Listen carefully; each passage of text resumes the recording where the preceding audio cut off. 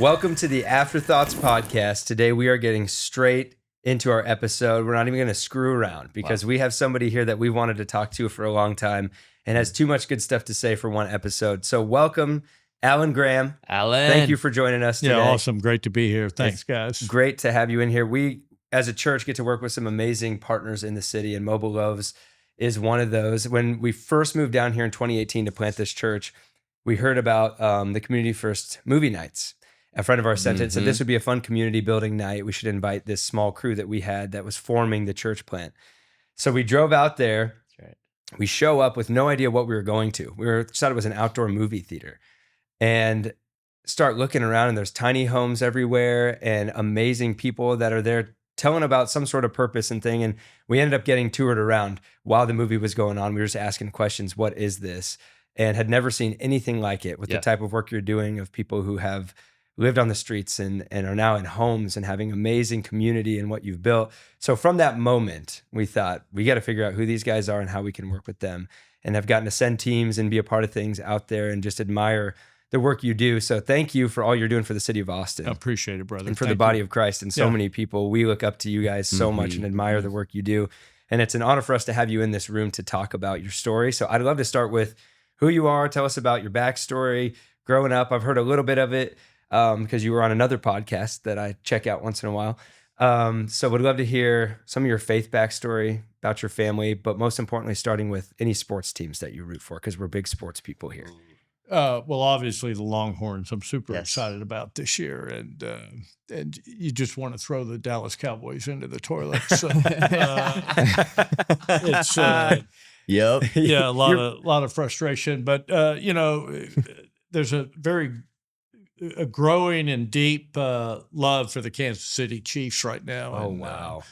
Why is that? We're Broncos fans, so that's the most painful thing. Are you saying in your heart or generally? No, well, I love watching them. I love. There we go. I'll put this here I love Andy Reid. Yes, he is cool. He is a phenomenal coach. He is the antithesis of the guys that you see. Normally out there, and Patrick Mahomes just doesn't look like a quarterback to me. And but the guy or throw like a quarterback. There's something, like but somehow he's incredible. He knows how to win. There's something that is magical about what his capabilities and that whole team. But right now the Longhorns, because that's what I grew up with. My family is virtually all Longhorns. That had a couple of brothers that came to UT. I came up here, went to UT. They were here back in the Darrell Royal National Championship Day, 1969-70. And I was going to school when Earl Campbell was playing. And I had a class in Belmont Hall, which is the stadium, and rode the elevator just about every week with Earl. And they said he was like 5'11". I don't believe it. That tends to be the case, right? Yeah. And because I was always, fairly eyeball to eyeball with the guy. He might have been a hair taller. And, if I lie well, I'm 5'9". and 5'9" on a good day. I like that. But the brutality of that human. Oh yeah. Was just unbelievable. I don't think anybody has accomplished what he's accomplished. And I'm not saying he's the greatest running back ever, but brutality is the right word for him. He's up there, man. God, it's just he's up there. You got to see Ricky Williams. He was here. You've seen some great running backs in football. So where did you grow up? Born in Houston, Bel Air, little suburb, or was a suburb of Houston, and then in middle school, due to pretty extreme juvenile delinquency, ended up moving to Alvin, Texas, where my dad and mom were divorced, and my mom was profoundly mentally ill, and she was having a mental health breakdown, and on Easter Sunday, 1970, I was 14 years old. I had 2 tickets to see Led Zeppelin for Led Zeppelin II tour, which, but about, noon, knock came on our front door of our house, and, I was on the second floor, and I looked out the window, and there were about 4 or 5 Houston Police Department cruisers outside looking for me. And okay. Yeah. So I was arrested. They called it car theft. I called it borrowing people's cars without information. Did you explain to them that you had tickets to Led Zeppelin and maybe come back tomorrow and we'll come quietly? Well, no, bro, I'm being booked. I'm downtown. I'm being booked. They're going to move me to the juvenile detention center. Okay. And I'm asking the cop if he would mind calling my mommy, because I have 2 tickets to go see Led Zeppelin tonight. And he just, Yeah. Wasn't having it. No, man, you're not going anywhere. Oh man, you're like, I'll take you with the other ticket, officer. If Seriously. Let me go. Anyway, yeah. So, So you had borrowed some cars. borrowed some cars. Yeah, more than borrowed. We totally destructive. We were. It all started out borrowing cars, and then we decided to do destruction derbies. Okay. Derbies with them. Okay. Yeah. Gotcha. And that's what probably raised the red flag. And that'll draw attention. Where do you go do a derby with borrowed cars? Well, the neighborhood that we lived in was a brand new neighborhood. We just moved into this house during the summer, and there was this land, a lot of land around, because it was very suburban, ex-urban Houston. Not now. Today it's just in the middle of that megalopolis, but there was land owned by the YMCA over there that they were going to build a YMCA, and we just go drive on that property, and we would smash these cars until they couldn't run. Wow. It's awesome. So I don't want to encourage any of you 14 or 15-year-olds out there, but it was a blast. I'm sure it was. Yeah. Imagine how fun that was. Yeah. It was a lot of fun. And I'm trying to imagine doing that. I don't recommend today. it, but Right. That's awesome. And then my father let me marinate in that juvenile detention center for a couple of weeks. Okay. Wow. That was rough. And but finally he came and got me out. Marinate is such a great word It for is. that. Yeah. And then we moved to Alvin. So now I'm going from a Houston, Texas urban environment into a pretty rural country environment. So that was an interesting, and I was, I was a pretty big kid back then, football and, all that stuff. So I lost a year. That was my 8th grade year that I had to repeat because of all that stuff. So I go in a year older than most people, but also I was fairly big and, Marinated. Yeah. Yes. I was growing. I had, whiskers and shaving. Okay. And, all the things that the other kids weren't quite experiencing. Helpful for football. Well, it worked out a little bit for football for a while until all the other ones they all caught up. And, one of my dreams was to be a NFL football player, and try not to laugh too hard because they can see the DNA of. I thought you were Earl Campbell when you walked into Yeah, thanks. Is that Earl? Yeah. He's 5'11". We played a school called Galveston Ball. We were pretty much an all-white school in Galveston Ball. This was, in the early 1970s. So it was, back then in Texas. And Galveston was pretty much all black, but they had a white middle linebacker there. And I was the offensive center. You went both ways in, offensive center, and I was the outside linebacker, defensive end kind of a guy. And I'm going up against this guy that's the middle linebacker for Galveston Ball, who scholarshiped to Texas and won the Outland Trophy as the greatest offensive lineman in the United States of America. Whoa. Okay. And these were 12-minute quarters, back then. So for 48 minutes or however long we were on offense, I just got my ass whipped. Yeah. It was. Oh my gosh. It was. That had to be a long 45 minutes. The most humiliating experience of man. my life. Uh-huh. And I knew then that my trajectory was not going to be football. So I had a few. I was a receiver, and was never always fairly small. I was good at catching passes, and I was fast, but anytime I was going up against a middle linebacker and I had to run over the middle, like you identify pretty early on in the game, this guy has my number and he's bigger than me, and this is going to be a long day. It's going to be a bummer. And then a couple hours later, it's just awful. Yeah. That's tough, for days. Do you really like to be hit hard? No, No. Yeah, and you have to have this demented. Something, to truly enjoy that. Yeah, you have to enjoy that. Be built different. Yeah, yeah. Some guys are built different. I didn't. Wow. So you retired from the game at some point. in high Well, school. Yeah. Retired. Turned down the NFL. Turned down. Yeah. Turned down college in the NFL. Yeah. Showed up to UT. Showed up to UT, and that was,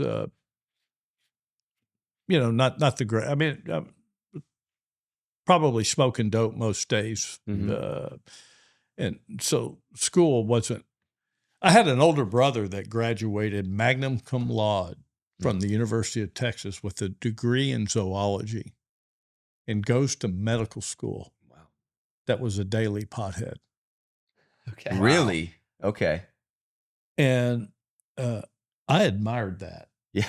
And and so I tried to emulate that. Sure. But it didn't work for me. Okay. Not quite the same. And Not everyone can do both. I mean, it is a rare gift. I've now learned To be that high functioning as a daily pothead and become you a can't. doctor. I don't think you can do it. And so I haven't seen it really repeated, although I'm sure there are others out there. So, but I hated school. Honestly, I hated high school. I loved sports, and I loved socializing, and could be diagnosed ADD. It would be hard for me to really. It's hard for me to focus sometimes. Sure. And on things that don't interest me. Mm-hmm. So in 1978, I'm sitting in this photomat booth.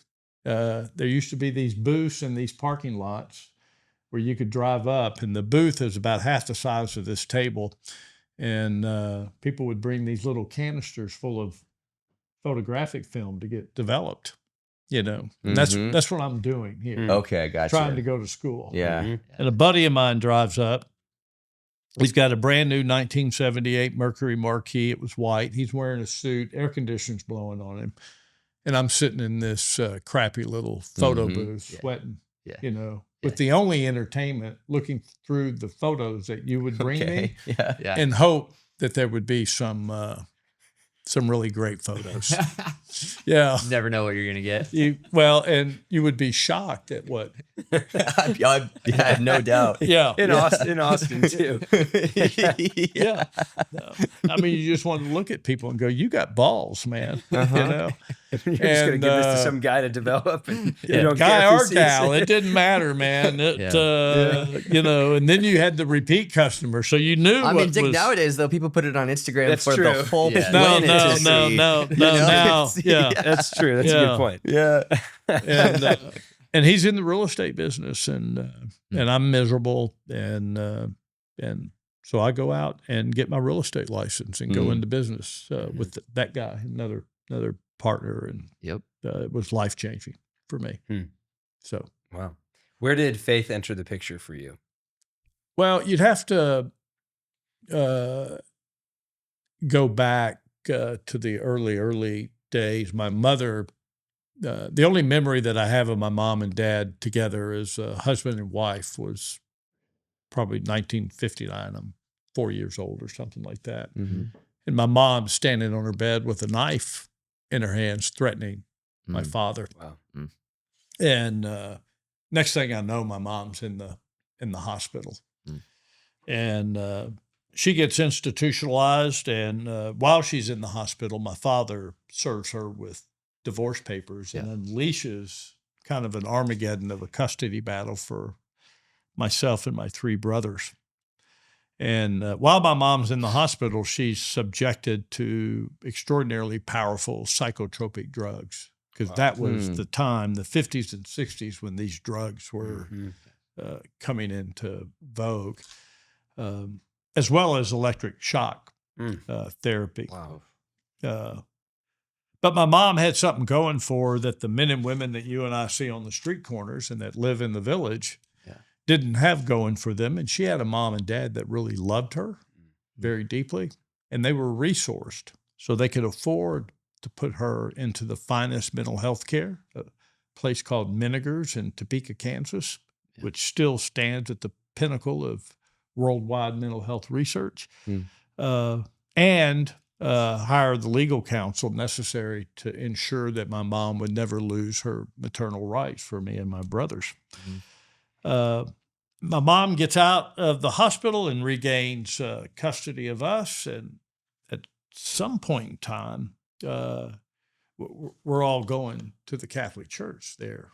And she has this conversion and dragging me and my brothers. I don't have any memory of going to church or anything prior to that. Talking to my brother, my oldest brother, decades later, I was going, what caused that? Do you have it? Because he would have been 8 years old. He's 4 years older than I am. And so would have a profoundly different memory of it, than I would have of that period of time. He goes, yeah, man, Mom, had a vision of a saint in our backyard. I go, what?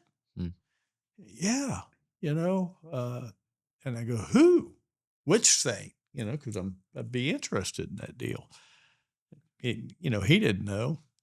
The only thing I knew about our backyard was that was where all the baseballs, frisbees, and a lot of dog poo was in that backyard. And it wasn't exactly the place where you would think that an apparition of a saint would come to somebody. But obviously my mother had some mental health issues and stuff like that. But whatever happened, she converted and started taking us to church. And in a weird way, and I'm the third of 4 boys, I enjoyed being with her in church. I don't know why. And but look, by the time I got into 12 and 13 years old, it was, borrowing cars. Doing that kind of deal Derbies. in church. Wasn't much on my mind. But it was, the seed was Yeah, planted, you always have as that you go back foundation. and look at what happened. And then in 1980, 81, I met Tricia, my wife, and started falling in love. And she was Catholic. And it became clear that if there was ever going to be a marriage, it was only going to be in the church, period, end of story. And so I adopted a philosophy of fake it until you make it. Whatever it takes for the girl, right? That's right. Yeah. And, so we get married in the church, and, it was a great wedding. It was more of a party deal, but it was there, seeds there. And we started having kids in 1987. So the wedding's in 84. We just celebrated 40 years. Wow. Congratulations. Powerful. That's awesome. Yeah. But what a godly thing it's been, actually. And we started having kids in 1987. Both of us are workaholics. And I don't say that. we love working. It's 7 days a week. I don't call it. We were very dedicated to our family, but if they were going to be a part of us, they got drug into everything that we did. Were you in real estate at this time still? I'm in real estate, building up and down the roller coaster of a career. Kids start coming on board in 1987. First one, 88. Second one, 91, third one, fourth one in 93, and then somewhere in there we brought a niece into the deal, so there were 5 kids. But I'm sitting in an easy chair on a Sunday reading the newspaper, probably watching the talking heads on the news deal, about to get up and shower and to go into the office and do a little work to prepare for the week. That's what we did. And door opens up, and there's Tricia going out the door with, I don't remember how many kids, 2 or 3 of them, probably. I don't think all of them were there. And they're going to church. And it looked to me at that point like the train was leaving the station. And I'm not on that train. And my dad wasn't on the train. My dad wasn't abusive. My dad, but he left and remarried. And that was a profound separation for me and my brothers. And I'm looking at this going, that ain't right. And so I said, I'm going to jump on that train. If I'm going to jump on that train, I'm going to study everything there is about the church. Nice. And so I started diving in to the history of the church, deeply into my Roman Catholic faith, deeply into the heresies, the blasphemies, the wars, the schisms, the Reformation, and became enamored at the complete train wreck that we are as Christians. That's so well said. And That's so well said. And you just fall in love, because here we are 2,000 years later, and really, if we're all honest about it, no matter what our walk of life is, the corpus of that thing is still intact. Yeah. Everything outside of that's a complete mess because we run it. Yeah. That's right. People run it. You can bitch about being Catholic. I can bitch about Baptist. I can bitch about the Bible-based guys or the evangelical guys or the Mormon guys or the this guy or the that guy. Yeah. You know, it's all messy. It's a mess. And it's a beautiful mess. But at the center of that thing is that God sent His only Son to us to redeem us, and that piece is completely intact. Yeah, and no matter how people want, and so I had this phenomenal intellectual relationship going with Jesus. I've been reading, studying. I became a Catholic apologist. I'm no longer an apologist for Catholicism. It has to do its thing. I'm still very Roman Catholic, by the way. But I love all the different journeys that other people, and I just always say that I didn't create all this, and Jesus and God's going to have to work out the bullshit up there. He created it, man. Yeah. It's His deal, not my deal. And so I have this intellectual relationship because, look, a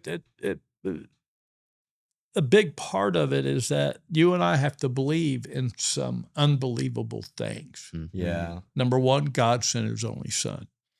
He did it by the message of an angel and impregnated a little girl by the power of the Holy Spirit, who gave birth to the Savior of the world in a manger of all places, in a cave, inside of a feeding trough for animals. Okay.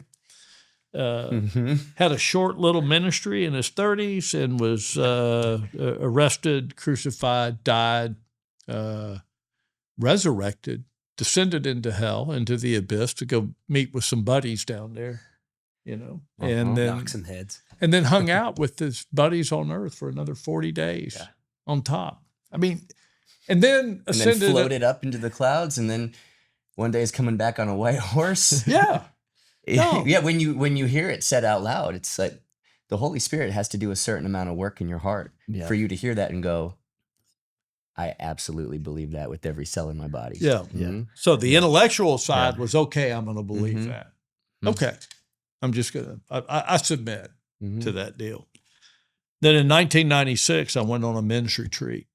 And I will tell you that had they informed me ahead of time that men were going to hold hands with each other, they didn't put that in the brochure.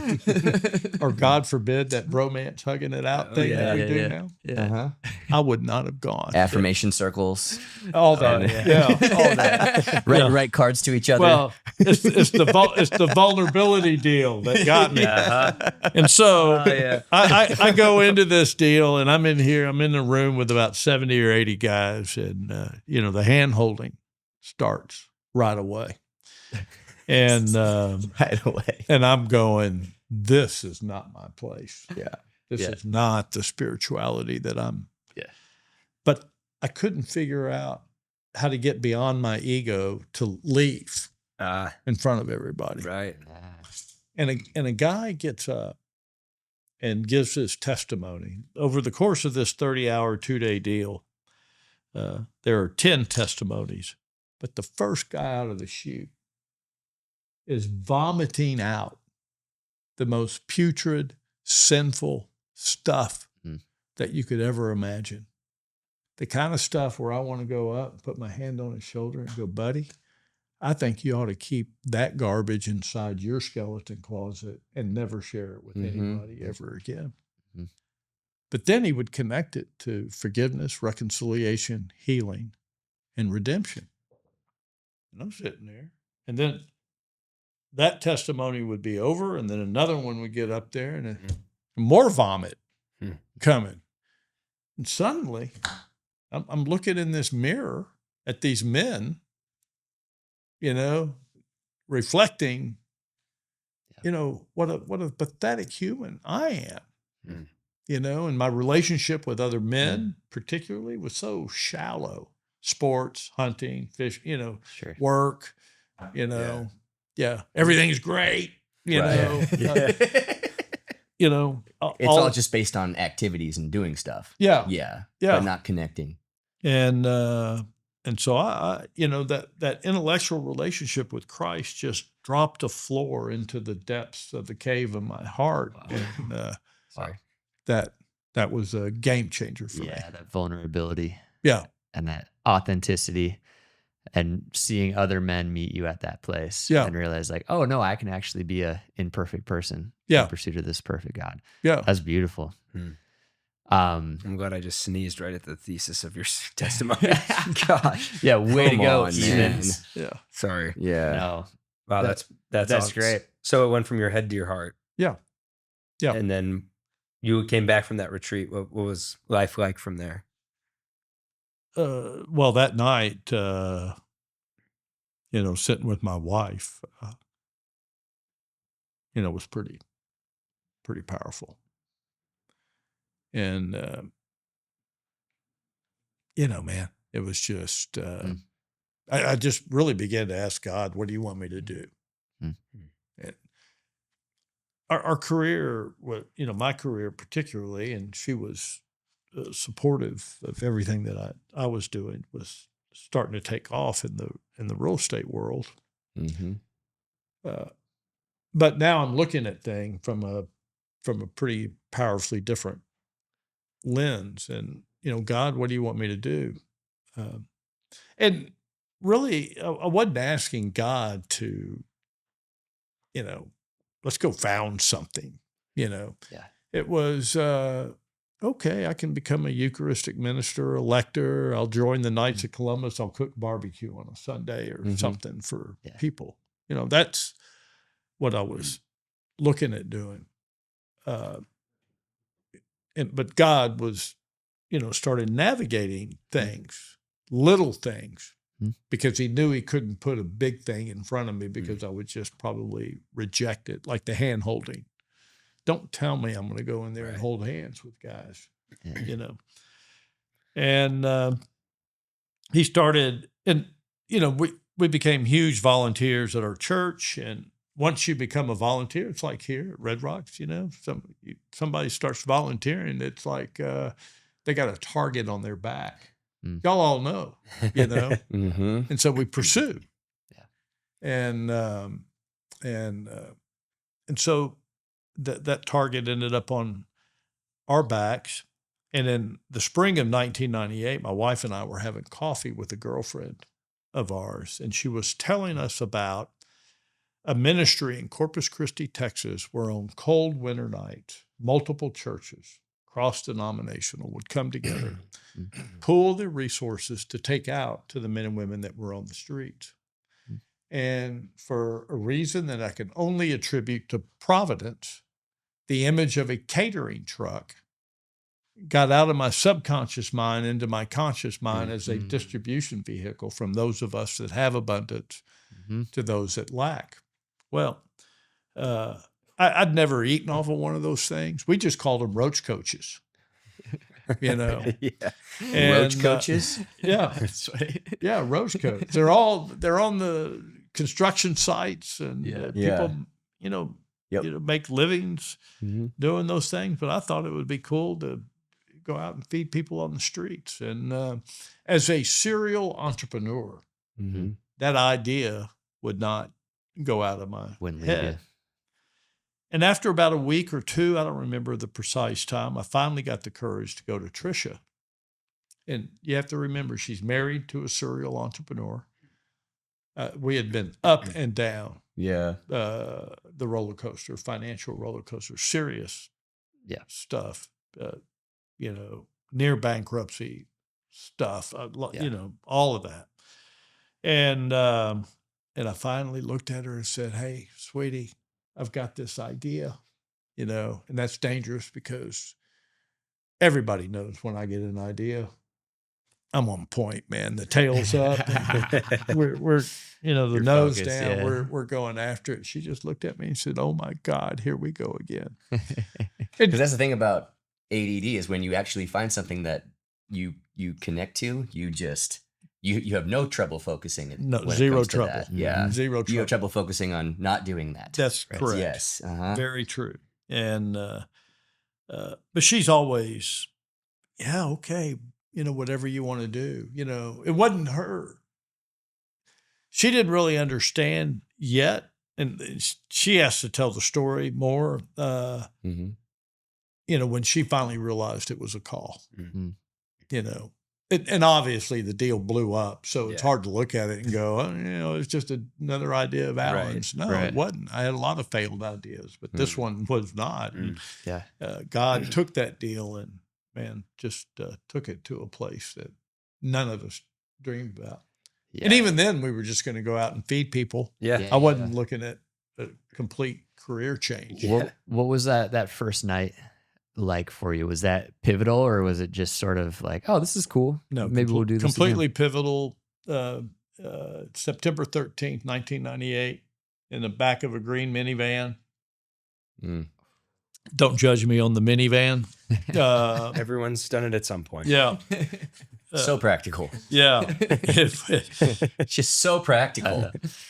Me and my buddies, under the eyes of a formerly chronically homeless, heroin junkie, alcoholic, convicted felon, went out on the streets, and it just completely we knew at that moment, at the end of that evening, that we were going to go and get that. This was it.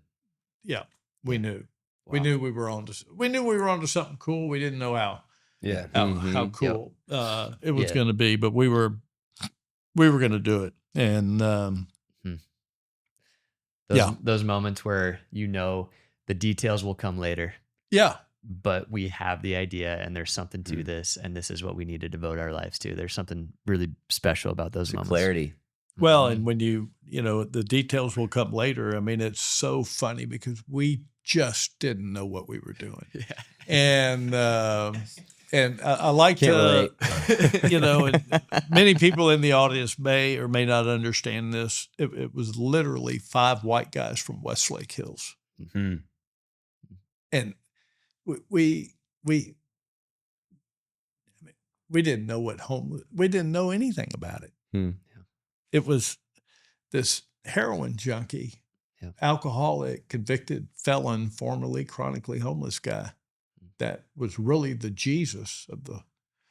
We're putting this business plan together. That's what we did. We put business plans together. I still do business plans. we're working through the pro forma and we're getting all the language down in order to put this plan together. And we're going downtown. One of my original founding brothers is a lawyer. He had a conference room at his law firm that overlooked the Capitol, and these are places that I was comfortable in. Mm-hmm. And I got my formerly chronically homeless friend that we're bringing into this deal. How did you meet him? He came on staff at our church as the second person on the custodial staff. Mm. And he got, post my retreat, I started leading and giving retreats to other men along the way. And he was on one of those retreats along with a couple of the other original founders, 3 of the other original founders. And I was leading that team. And Houston was a participant in that deal. Wow. And at the end of this retreat, you get this bag of letters called help letters, and they're letters from family and friends. I mean, it's like the tissue box in the middle of the table. Yeah, after you've been hammered for 30 hours and brainwashed on the Jesus deal.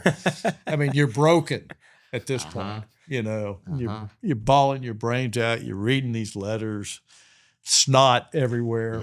Yeah. But Houston was illiterate, couldn't read. Mm. And so somebody comes up and they go, we have, Houston can't read. And so another guy on the retreat, Mark White, was like a social worker therapist people. We picked him to go and read all the letters to Houston. Mark ended up being one of the original founding members of Mobile Loaves. And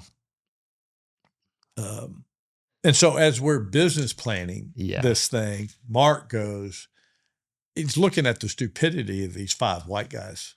Yeah. And our complete lack of knowledge and his lack of knowledge and this whole deal. And said, maybe we ought to get Houston to come up here. So I bring Houston up. We're in this conference room. We're having deli lunches catered in. We're used to this. We're in a conference room. The only conference room he's ever been in is some criminal lawyer in the basement of some crappy building somewhere. That's his version of that deal. When we're done with that, he goes, Alan, I'd like to take you to my conference room. So we jump in my car and we drive into South Austin, park, just across the river, jump out. We're walking up a dirt path. There's a woman sitting in a chair, smoking a cigarette, drinking a beer, about 1:00 in the afternoon. And the closer we got, the uglier it became in my mind. And I have this fear. I'm probably going to have to shake this person's hand. I have no idea what diseases are all over this human. All the stereotypes are flowing into my head. And here's this formerly chronically homeless, heroin junkie, alcoholic, convicted felon that mirrors the Jesus Christ that I know of scriptures. And here's the white guy from Westlake Hills thinking, wow. So this woman stands up. He gives her a giant bear hug. Great bear hug. And as he's releasing it, plants this little filial kiss right on her lips. And I'm going, shit, man. Wow. Took me completely through a wall of my own spiritual stereotypes. Mm. I owe him for that. It was just a beautiful deal. Yeah. Wow. Yeah. Wow. So you start getting exposed into this world that you want to serve, and start, you have your guy that's kind of showing you the reality of it all. How did that turn then? Hey, we're going to go serve some food, maybe put a food truck type idea together. Tell us a little of the story of the beginnings that led to what's happening today. Well, that was, in the, say the summer, fallish of 1998, the green minivan thing. We know we're going to buy the truck. we raise the money, we buy the truck. The truck goes into full operation in April of 1997. The first organized truck runs were in 97. And then in May of 97, we, after all the masses at St. John Newman, the parish where it was founded, at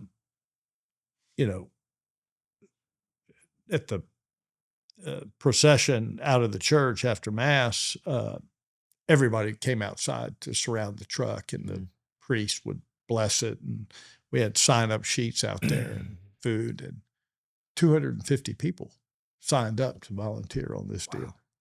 That was a Yeah. What do we do with 250 people? We have one food truck. Yeah. What do you do? And then that quickly grew to a second truck. Yep. Then it grew to other communities going, well, we'd like to do that. And we began to plant these trucks in different places. And when the truck goes out, there were, it was, you had a little small faith community inside that truck, which was powerful. I was on truck team number 3 for, 15 years with essentially the same people, some change along the way. And you would cycle through people's lives, political seasons, sure, sports, everything. And what was powerful was that truck went to where the people were, wherever they were, street corners, bridges, camps, alleyways. It didn't herd them to a place. Yeah, it met them where they were. It met them where they were. When the truck went out, it went out with an abundance of brand new store-bought food. I'm not a leftover food person. You're not going to get a dated anything or a bruised anything. You get brand new food, bought, brand new. But the most important thing about that truck is that those that were serving and those being served were on the same side of the serving counter. Yeah. Which required, hey man, I'm Alan Graham. What's your name? Doug. Doug. Pleasure, man. How you doing? What would you like? Doug? Yeah. Would you like a bottle of water, or how about milk or juice? Would you like meat and cheese, peanut butter and jelly, or one of each? What kind of chips, Doug, would you like? Okay. How about an apple, orange, or a banana? You a boiled egg guy? Reach and grab a boiled egg. You like candy? Yes, by the way. Yeah, great. And so you would go through this, and so at the end, but here's where the powerful thing would occur. And my truck run was once a month, second or third Wednesday of the month. I can't remember, but team number 3. And if I went back and you were at the park or at the street corner or whatever, and I happened to go, hey, Doug. Yeah. Right. Now, Doug happens to be singularly the most important word in the English language to Doug. There's no other word bigger than Doug, period. It's how it is. Now, what happens if Doug goes, Alan? Okay. Now it's Doug and Alan, and a relationship of trust is starting to be built. And we go down the line, we do the food bag again, and you might pull me aside and go, hey, man, I have a brother or my mother or, that got cancer, or, would you mind praying for me or something? I'd be off in the corner and I'd throw out a prayer and, and that relationship. Then in 2003, in May of 2003, I started taking people out on street retreats. And the original ones were 72 hours. We'd be dropped off downtown and we'd spend 72 hours on the streets. Now, the ministry is now 5 years old, so lots of relationships have been developed. Yeah. And now we are having sleepovers with our friends on the streets. Wow. And a retreat and the retreat center were the Wallace streets of downtown Austin. Wow. And now I'm sleeping with Doug. Yeah. You know? Yeah. We're sleeping side by side. And we're waking up at 4:30, 5 o'clock in the morning. You're going, come on, man, I know where the free coffee is this morning. And pound up. We're going to wherever the coffee is, or the breakfast deal, or the whatever. And in that process, our vulnerabilities begin to open up. Number one, the homeless population are the most, they will express their vulnerabilities more than you could ever fathom. So it emboldens us to be able to share. I've learned so much from them. And the intimacy of these relationships, and you begin to realize how far more like them you are. Yeah. It's great. Than not that way. Yep. And then, and we were just falling in love with them and their struggles, and coming to an understanding that the single greatest cause to this pandemic is the profound catastrophic loss of family. It's not drug addictions, mental health issues. All of you got all that crap in your families right now. Right. Right now, you're dealing with it. It's here at Red Rock. I don't know who it is. Yeah. And let me tell you what, those chairs are full of people with a buttload of problems. Yeah. They're just not sharing those things. Yeah. They're hiding them because we've become so good at masking these kinds of problems. But the homeless are not that way. And then you realize that housing will never solve homelessness.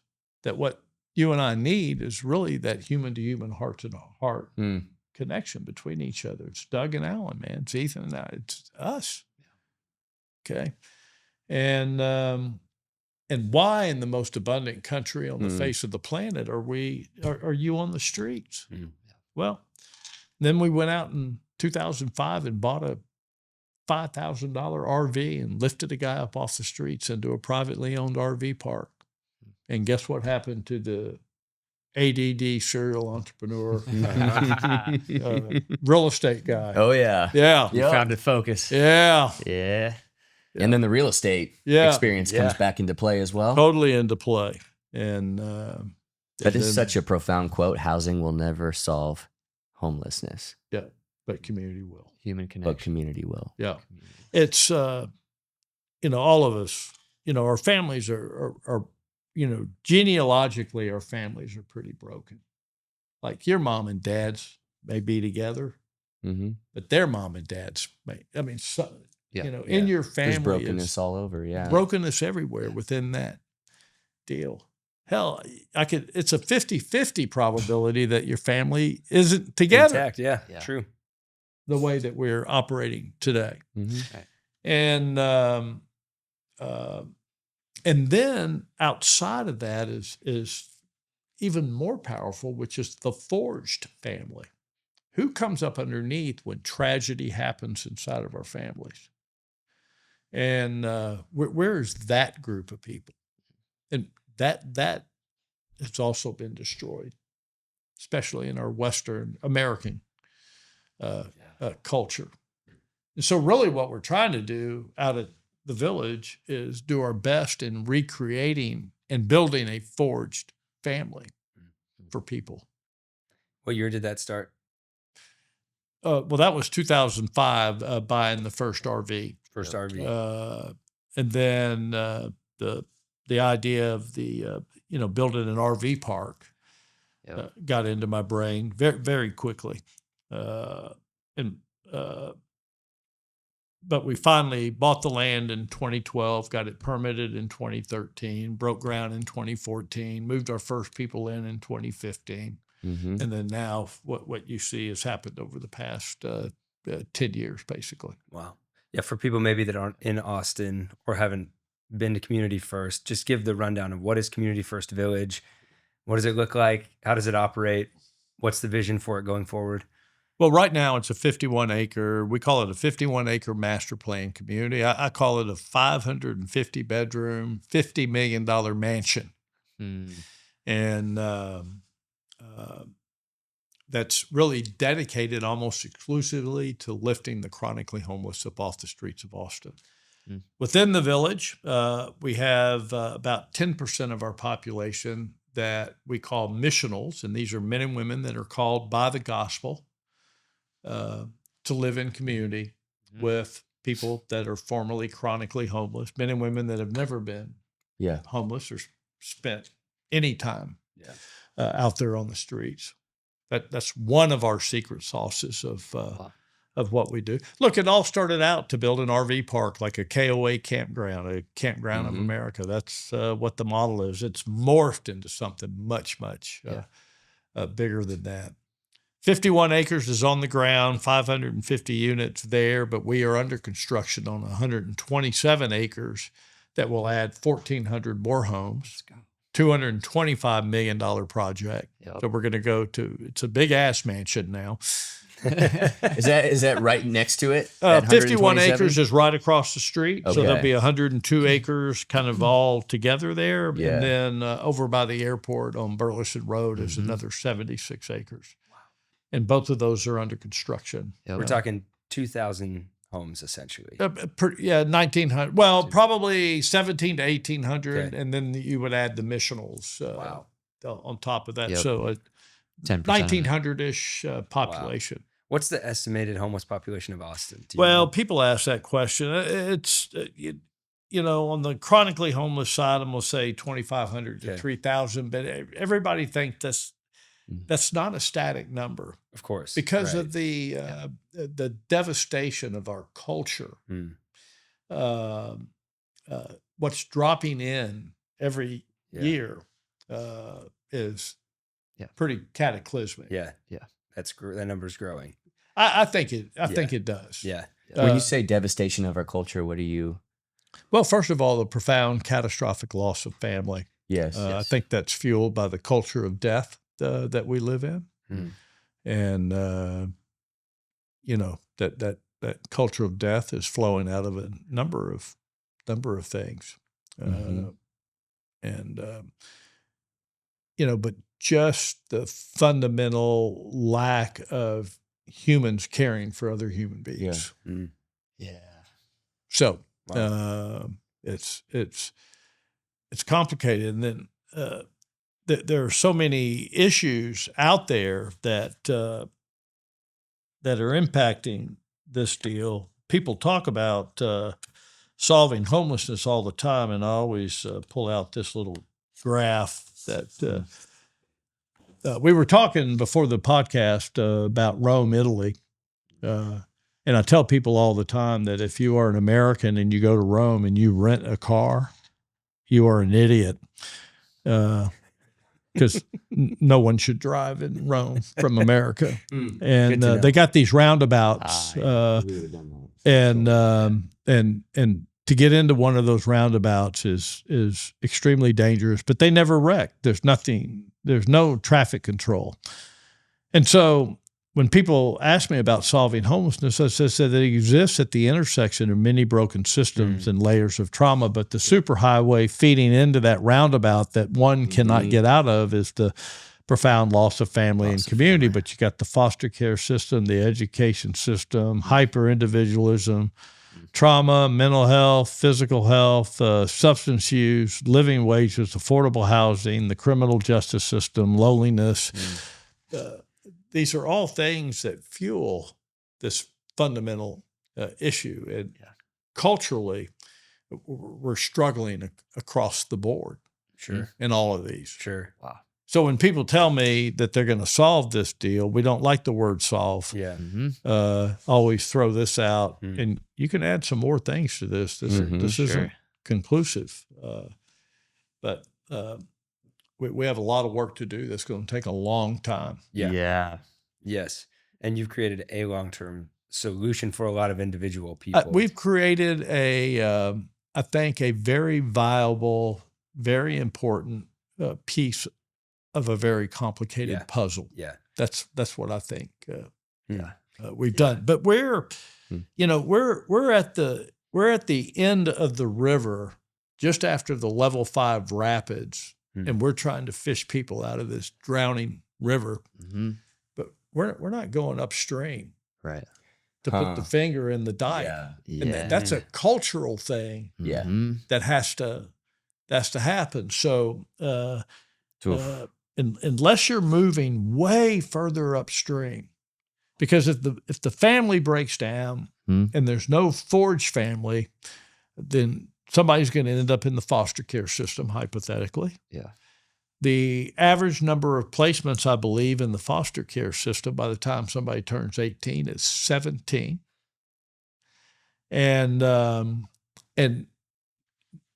now, as a human being, you're battling loneliness. Right. You're depressed, and then you seek ways to cover that up. Yeah, sure. And so you're gonna smoke a joint, drink some beer, smoke a little crack, meth, maybe shoot a little heroin, you know, and you start building a community around things that are fundamentally not very healthy for you. Right. And then you end up, there's going to be physical health care and mental health issues related to that, you know, as you're flowing down this river into that deal. Then you become basically unemployable.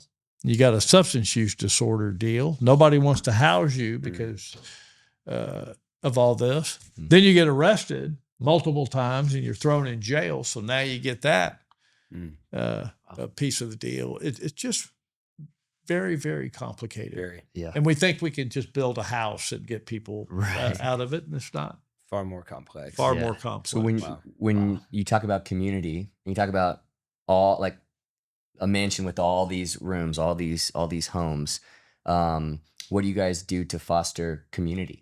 So it's not just neighborhoods of homes with people, but they're getting together, they're doing life with each other. Yeah. What does that look like? Well, it's a myriad of things, but at the foundation of it is the number one connector between you and I, human to human, heart to heart, would be what? Meals. Yeah. Food, man. Yeah. The banquet table. You know. That's how Jesus rolled. That's exactly how he rolled, and that's how you rolled when you were, you know, looking at your wife and going, that's somebody I might like to marry. You know what I mean? Yeah. Hey, would you like to go out? Yeah. So, you know, we go typically a restaurant, probably movie, restaurant, maybe to a bar, and we're having a cocktail or two, but we're meeting at the banquet table to encounter each other. So food is huge, and at the center of our community is a farming operation. We got a couple of hundred chickens, and you know, and we have a community table in the middle of the deal. If you move into Community First Village, you better watch out. You're going to gain weight. Okay. And it's pretty funny to see these guys that have been on the street, men and women, guys. I use that. You know, are used to walking 15, 20,000 steps a day. You know, now they're starting to bulge out, and it's.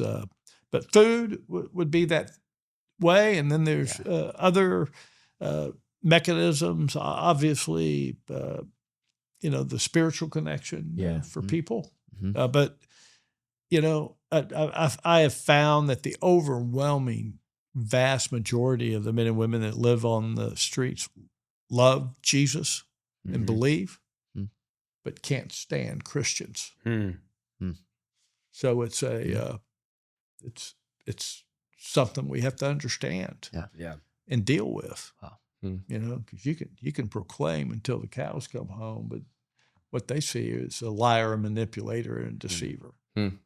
Because we as Christians have leveraged over the 2,000-year train wreck of the church, you know, our belief to do some pretty bad things. Sure. You know, and so, and they've been victims of that deal. We just have to understand it, you know, and figure out how we collectively come together and overcome it. Yeah, that's right.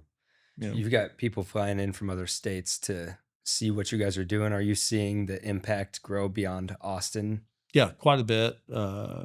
I saw a presentation the other day from our replication team that there are now 46 replicators in some form of replicating around the country. So it's pretty awesome. That's awesome. Amazing. Yeah. What's your relationship like with the city? I would say that my relationship is good. I think it's respectful. Mm-hmm. We've done most of this work raising money privately. Yeah. And I fundamentally believe that this is an issue of the body of Christ. Mm-hmm. Yeah. And it's my hope that the body of Christ will mobilize to come up underneath. And we have a program that's being launched with these 2 new phases that's really powerful called Neighborhoods of Knowingness that I think are going to be a big impact for the body because we've created these little micro neighborhoods of about 40 to 60 units in a very defined neighborhood that would be easy for a Red Rocks and solo or in partnership with 1 or 2 other church communities to come in and adopt a neighborhood and do anything and everything. Cool. Bring your spirituality into the deal. The diversity of our community is so diverse, that I can't hire a pastor to come in and meet the needs of the level of diversity that we have within the community because there's cultural diversity, color diversity, there's the gender deal diversity. That's yeah. It's going to take a whole village to figure this whole deal out. To rally, yeah, absolutely. And no one deal. My black friends don't necessarily cotton to the West Austin mega church rock and roll, deal. You know what I'm saying? Yeah. And that group of people don't necessarily cotton to the arms up in the air and yelling in the middle of the deal, gospel, but all of it has this powerful presence within this train wreck that we call the church. Yeah. So how do you meet the most people that you can in the place? Yeah. That you need to. Yeah. But look, the city, the other, you and I, first of all, you and I as a church completely have abdicated the social responsibility of caring for the least of these to government. We did this. We, the people, the body of Christ said, okay, we're done doing this deal. We're going to let the government do this deal. The church has always and historically been the principal provider of the social service to extremely poor people. And we allowed it to leave our hands. And how do we reclaim that? Because it's such a human piece of the human to human, heart to heart side of the deal. So government, on the other hand, feels like they're empowered because of their taxing capability of solving every problem on the planet. Right. And we have pushed all those problems. So people will yell and scream, say, at the mayor and the city council to go fix this problem, but I don't think it's their problem to fix. I think it's our problem to fix. And government can be a great partner of ours within within Roman Catholic teaching and within Protestant teachings. There's a social construct called subsidiarity, which basically says that when it comes to profound human issues like foster care and homelessness and all of this, we, the people, should be doing this, and government should only play a subsidiary role to you and I. Now, if we're not going to do it and we're not doing it, then the government needs to step in and do it. So when we bitch and moan about the failure of what the government, because, has the government ever come into your bedroom and tucked you in tonight? Right. No, they're not going to. Right. So they're not calling you up. You're not going to dinner with the government tonight. Right. We're not breaking bread. And so what we have laid on government to solve for us is unreasonable, just because they have what we perceive as the money, and they really don't have the money. We have the money. Mm-hmm. There's some resources and things that the government can powerfully do for us, but we have to stop leaning on them, and the body of Christ jump in. That's great. And do the work. Great perspective. And call to the church to be that's right. who we're actually called to be. We're in a conversation in our church right now called Kingdom Builders, and calling people to get out and build the kingdom of God here. And everyone's uniquely called to do that in their own way. What would you say to people that hear somebody like you that's so inspiring because you had an idea and now you have, helped so many people and done so much amazing work with an incredible story? What would you say to somebody that's like, man, I want to step out. I want to take a leap of faith. Yes. I have this idea, or I have this dream, or I want to build God's kingdom and love people and be that church. Yeah. Part of the problem is how you and I, it's interesting to me how people will view the success or the perceived success of a Mobile Loaves and Fishes or an Alan Graham. And what I'd like to do is look at me and look at Mobile Loaves and Fishes through the lens of God, if that's even remotely possible. And in the broken way that I can, I will try to explain how I think God sees this deal. You're an 8-year-old little boy. You're walking through the woods. There's a fire ant bed and a big one right there, right in front of you. And about 10 feet away is an awesome stick. That 8-year-old little boy is going to grab that stick and go jam it into the center of that fire ant bed and twirl it around, and then step back as far as he can and watch all of the ants spilling out of this mound. You have no ability, because you're completely untrained, to discern what those ants are doing. But every ant's got a role in the kingdom work that they're doing in that deal. And I see God up in heaven, and we're just a fire ant bed with humans spilling out all over everywhere trying to do what we can. And what God sees is your heart. He could give a rat's ass about Mobile Loaves and Fishes. I really believe that. I think he could look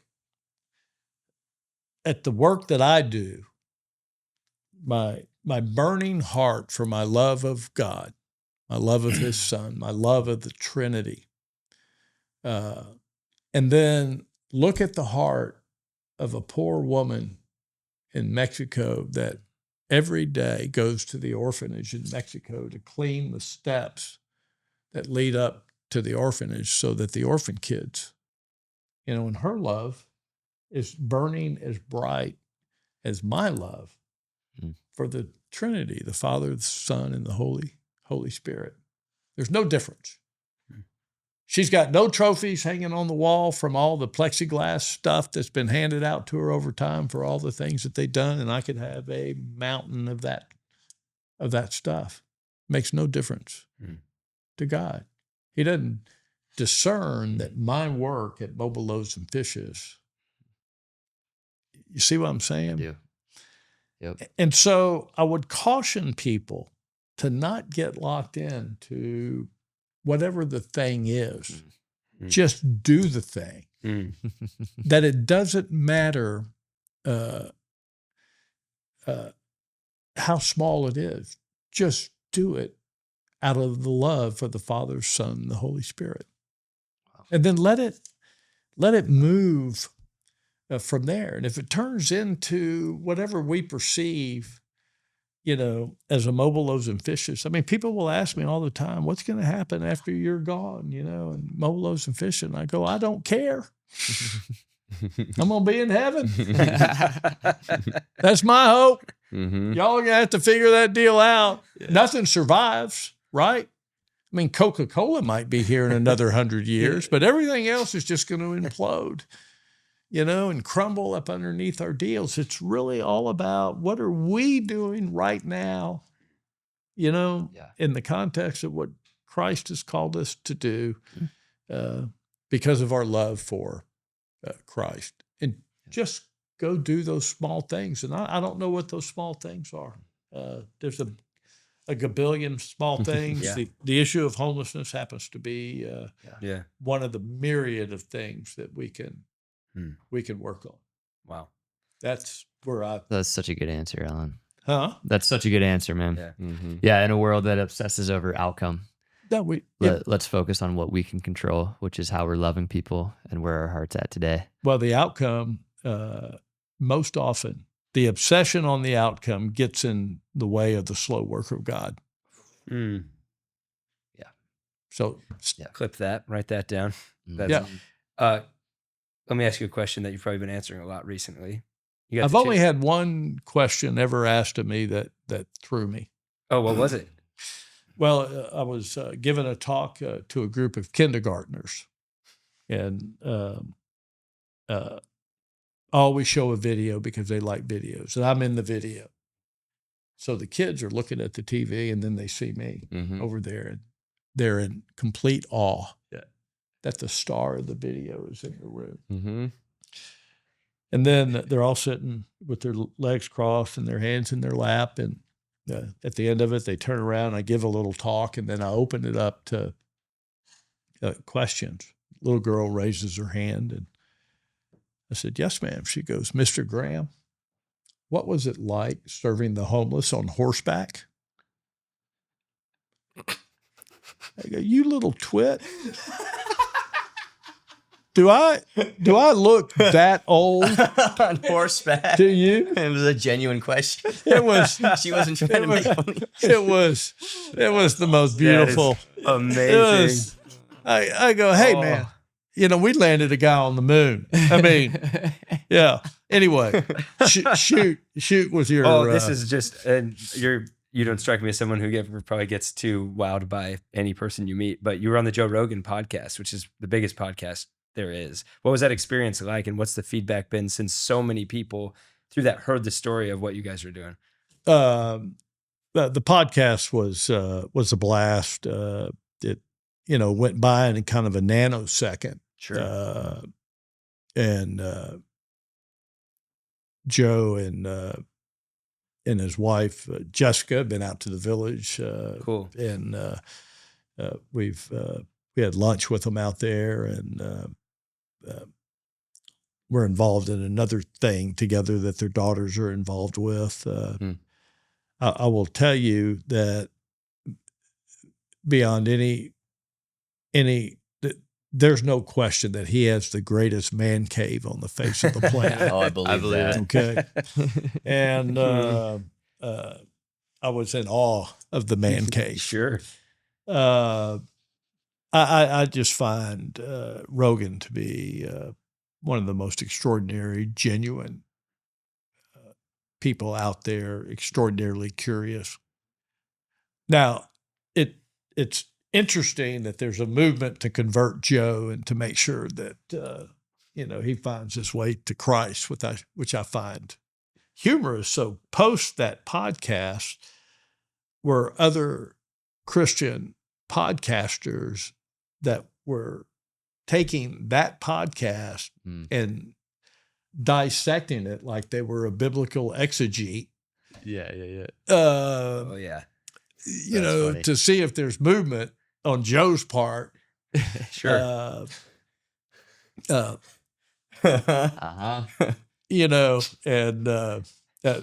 find that pretty funny. Yeah. Watch Doug's doing one of those. look, there's been positive feedback. I can't point to like, this thing happened as a result of the, I think these things in our mind are the blocking and tackling and button and singling that continue to help Mobile Loaves and Fishes build the brand that it's built. Yeah. And so for that, I'm grateful. And who knows what that may lead to. Yeah, that's cool. But it was fun being with him. I hardly remember anything. I'm sure. Yeah. That I said unless I see it again, and I don't watch. Yeah. I haven't heard it or watched it. Yeah. Because I don't.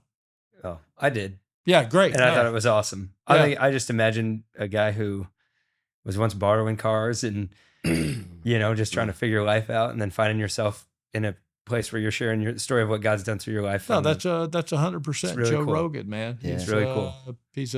First of all, he's a man's man, which I appreciate. And to me, he's keep it simple, stupid. And I think he wants to bring people in from every perspective out there that's going to challenge maybe the conventional way that we think sometimes. Look, I think it's great. I hope that some people see that and decide they're going to help fund the mansion. Yeah. That would be a great output. Yeah, we love that. So. Cool. Yeah. Last question. You're at Community First a lot. The last time I was out there, I saw you just walking around, hanging out. Well, I live there. Oh, you live there? Oh, yeah. Okay, so you're there all the time, every day. Yeah, every day. When you walk around right now and you see so many different faces of people who have a home and who have community, more importantly, have family, what are those moments like, thinking back to being in a minivan with no idea what the heck you were doing? Well, Tricia and I bought a home in Westlake in 1984, and it was the home that we would ultimately die in. And so how we even got to live in the village is a God thing. And we've been there 8 years, and sold our home in Westlake, and we love being in this place called the Village. It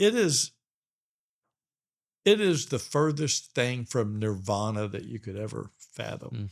It is a collection of all of the human beings collected together in brokenness. Yeah. Mm-hmm. And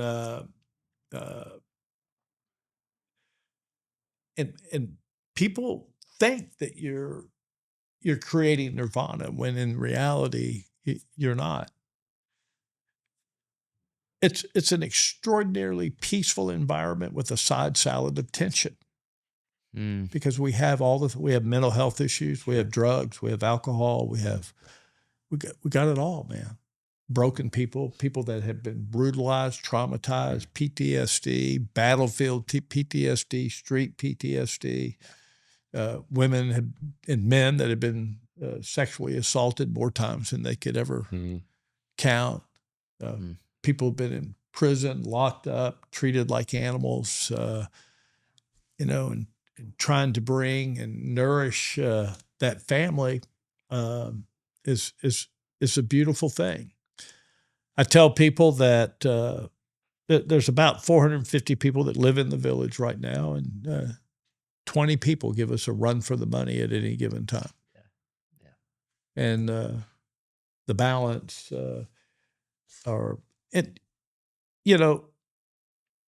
virtually a day doesn't go by where a neighbor's not, you saved my life type of deal. I'm so grateful for this deal. It doesn't mean that they're all fixed. Right. Of course. They could be going in and pulling on a crack pipe. Yeah. After they said that to me, but their life was genuinely saved. Yeah. I have our own podcast called the Gospel Con Carne, the Gospel with Meat, which is almost exclusively, I like it. It's the gritty Tex-Mex theology of Alan Grant. Nice. Yeah. It's putting meat on the gospel. Yeah. Putting carne, man. Yeah. Gospel con carne. The Sounds gospel great. with meat. With meat.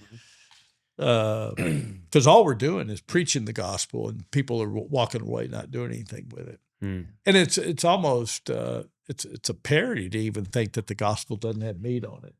Yeah. So it's meant to be somewhat assaulting. Yeah. Okay.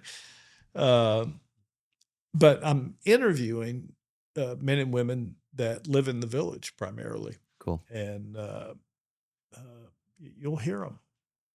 They're not very long podcasts, half an hour-ish. Not at all. I don't have my ADD would not allow a 3-hour, deal.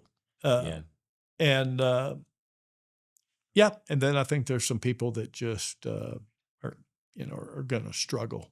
Yeah. Mental health and drug issues would be our number one issue out there. Mm. Yeah. Well, I've gotten to be there a few times, and just being in someone's home and the pride they take in that, the neighbors they want to introduce you to, and the experience is amazing. So I know you downplay, you're just doing your part. It's your heart for God, but I just admire the work you've done and taking a step of boldness and having no idea what the heck you were doing, but continuing to follow God into what he called you into. That's not easy. It takes faith and it takes grit, and you guys are building something really beautiful and playing your part in a beautiful way. So, well, I all glory and honor to the Creator and the King of Kings and the Lord of Lords. And I want people to understand very clearly that I'm only the borrowed ass that he's riding on for this deal. Just a donkey. Amen. Yeah. Go tell him that I want that donkey. You know what I mean? Yeah. I've been trying to find the language to describe us. That's what we are. That was beautiful. You're an ass. You're a borrowed donkey, man. That's it. That's it, man. That's all we are. That's a good title. Embrace it. Yeah. Yeah, embrace it. I love it. Well, for our crew that is listening to this, watching this, I would just encourage people to support what you guys are doing. Go check it out if you're in the Austin area. Come see us. Go see it. Yeah. You just got to see it, and your heart will open up to it, and help fund it, pray for it, and the future of what you guys are doing. We're thankful that we get to be a church playing a small part in this story of what we're all trying to do together in this city with you guys. And really appreciate you taking time out of your life to be here with us today. So thank you, Alan. It's great. You guys are great asses. Thank you so much. Perfect way to end it. You really mean that? Oh, from the bottom of my heart. Okay, thank you. From the depths of the cave of my heart. You heard it here first, and you can't take that from us. See you next time.